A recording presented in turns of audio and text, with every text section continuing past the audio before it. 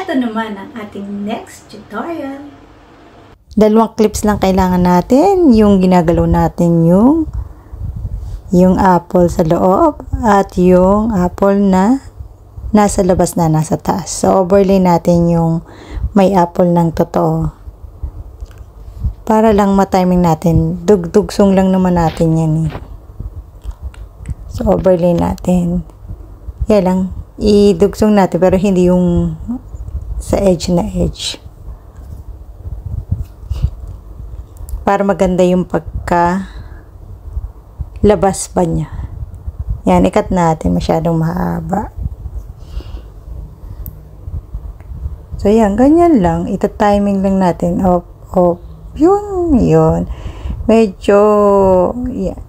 Basta adjust lang yan. Yung atras, pwede naman i-atras. Tapos yung ginagalaw natin yung picture ng apple, pinabilis ko ng konti.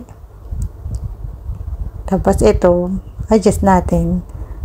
Konting dulo lang siya. Mapapapwesto. So, split delete lang tayo siya. Nilinis ko na yan. Wala na.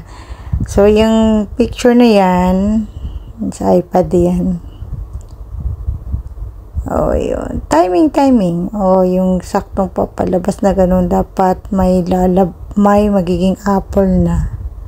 Totoong apple. Yun, ganun. So, goods na yan. At ready to export na. Basta huwag nyo kalimutan yung 2K, 4K resolution at ang ating 50 frame rate. O, diba magic?